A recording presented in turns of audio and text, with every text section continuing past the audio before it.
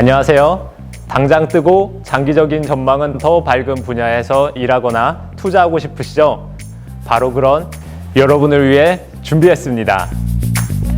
저 역시 고령화 산업 복지에 투자하고 뛰어들어 일을 하고 있는 가천대학교 사회복지학과 교수 유재현입니다. 이 강연에서는 장투, 단타 모두 성공하고 싶은 여러분을 위해 고령 친화 산업과 소비 시장에서 단기 미래, 장기 미래에 각광받을 분야를 콕콕 찍어드리겠습니다.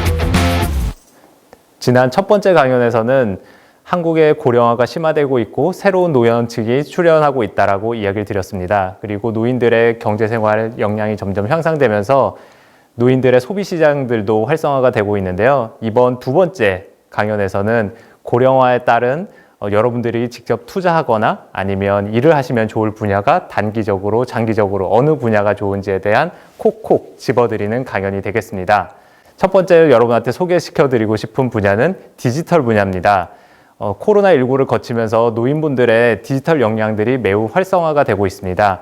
과거에는 10년 전만 하더라도 노인들의 0.4% 정도만 스마트폰을 이용을 했었는데요. 2020년 기준으로 56% 정도 되는 노인분들이 스마트폰을 사용하고 계십니다. 스마트폰을 단지 소유만 하고 계시는 분들이 아니라 이분들께서 문자를 보내거나 이런 걸 활용하시는 분들은 90% 이상이고요. 그리고 유튜브를 스마트폰으로 보시는 비율도 50% 이상이 됩니다. 그리고 더 나아가서 직접 정보를 검색하거나 아니면 음악을 듣거나 이런 SNS 활동을 하시는 분들도 40% 이상이 됩니다.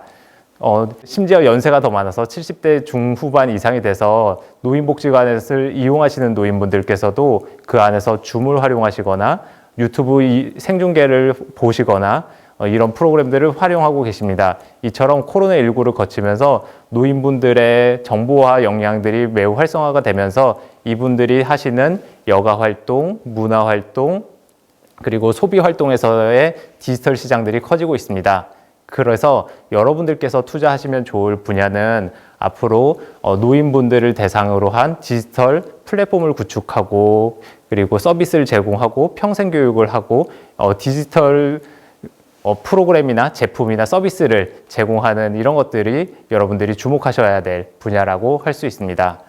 두 번째 분야는 헬스케어 분야입니다. 노인분들의 건강이 좋아지고 있다는 이야기를 드린 바가 있는데요. 노인분들의 건강이 과거에 비해서는 좋아지고 있다고 하더라도 노인분들의 86% 정도 되는 비율이 만성질환을 가지고 계십니다. 그리고 한 57% 정도 되는 노인분들은 고혈압을 가지고 계시기도 하고요. 평균적으로 한국 노인분들의 2개 정도는 만성질환을 가지고 계십니다.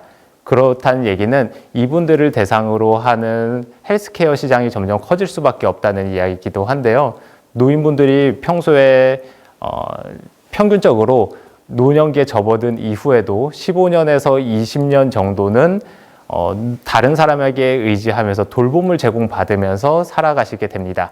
그리고 노인 한 분당 연평균 450만 원 정도는 진료비로 사용하고 계시는데요.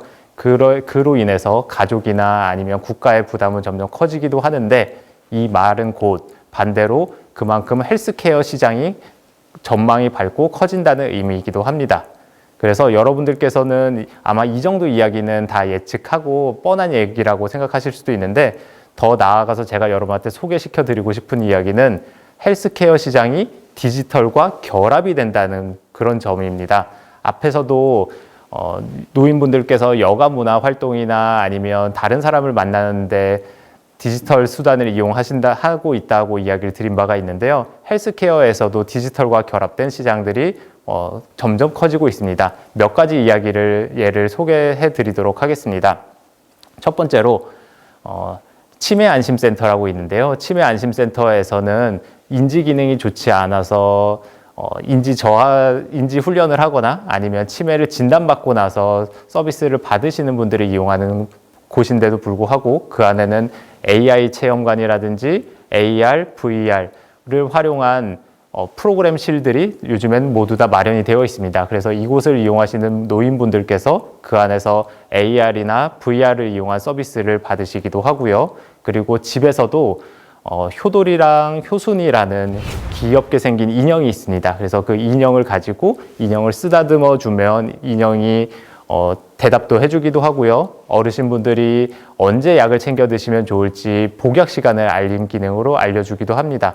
이런 것처럼 어르신분들이 사용하는 인형에서도 다양하게 서비스, 헬스케어와 디지털이 결합된 시장인 제품들이 나오고 있는 것이기도 하고요. 그리고 아까 치매 안심센터를 이야기를 드리기도 했는데 그 치매 안심센터를 통해서 또 인지훈련 로봇이라든지 프로그램을 사용할 수 있는 기계, 로봇이나 기계를 대여해 주기도 합니다. 그래서 노인분들께서 이렇게 다양한 헬스케어를 하는 데 있어서 가정이든 아니면 여러 서비스 이용할 수 있는 기관이든 이곳에서 여러 가지 디지털로 된 장비나 서비스를 받으실 수도 있고요. 2020년부터 시행되고 있는 노인 맞춤형 돌봄 서비스에 있는 ICT를 활용한 응급안전안심 서비스라는 것이 있습니다. 거기에서는 노인 댁에 여러 가지 센서를 설치해 드리는데요. 그 센서를 통해서 노인분이 갑자기 낙상을 하거나 아니면 갑자기 심정지가 오거나 집에 불이 났을 때 119로 바로 신고가 되고 그리고 생활지원사와 연락이 돼서 안부 확인을 하는 이런 서비스가 있는데 이게 먼 미래 SF에 나오는 영화에만 나오는 이야기가 아니라 실제로 제공되고 있는 서비스이기도 합니다. 그래서 노인분들이 직접 이렇게 스마트워치나 센서를 설치하고 있는 것뿐만 아니라 노인들을 돌보는 요양보호사나 생활지원사 이런 분들이 착용을 하고 훨씬 덜 무겁게 노인분들을 옮기실 수 있도록 하는 그런 머슬슈트까지도 지금 개발이 되고 있으니까 여러분들께서 이런 시장에 대해서 관심을 가져주시면 좋을 것 같습니다. 그래서 고령치나 산업, 제품, 프로그램을 개발하는 것뿐만 아니라 그 안에서 디지털과 결합돼서 생산되는 데이터들을 직접 관리하고 축적하고 분석하고 부가가치를 창출하는 이런 시장들이 단기적으로도 매우 전망이 밝을 것이라고 생각할 수 있습니다. 지금까지 노인들의 디지털 역량을 활용하는 시장 그리고 헬스케어와 또 다시 디지털이 결합되는 이 시장 두 가지에 대해서 전망에 대해서 이야기를 드리기도 했는데 이런 시장들이 지금 한국 내에서 시장으로만 한정하지 않아도 되는 시장들입니다.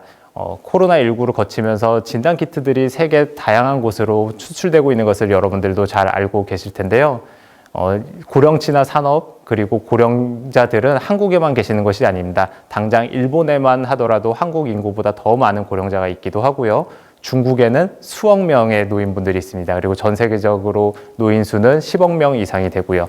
여러분들이 이런 것들을 개발하거나 서비스를 제공하시거나 하면 디지털 시장에서는 세계 어느 곳이거나 여러분들이 글로벌하게 수출하실 수 있는 분야라고 할 수 있습니다.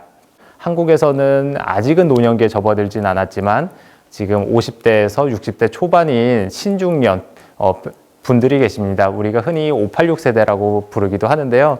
이분들 같은 경우는 현재 노인들보다 학력 수준도 높고요. 그리고 여러 가지 일하시는 자기 분야에서의 숙련도도 훨씬 더 높습니다. 그리고 이분들의 평균적인 경제생활 수준은 월 평균 가구 소득이 400만 원 이상 되기도 하고요. 그리고 축적된 자산도 많은데 그 얘기는 앞으로 이분들이 점진적으로 노년기에 접어든 한국에서의 5년 후, 10년 후, 20년 후가 되면 고령 친화적인 산업과 시장은 더욱 커질 수밖에 없다는 것입니다. 이 상황이 점점 벗어날 수 있느냐? 그렇지 않다라고 저는 자신할 수 있습니다. 이것은 정해진 미래입니다. 이 정해진 미래를 암울하게만 보시지 마시고 여러분의 성공적인 미래를 장기적으로 개척하고 투자하시길 바라겠습니다. 들어주셔서 감사합니다.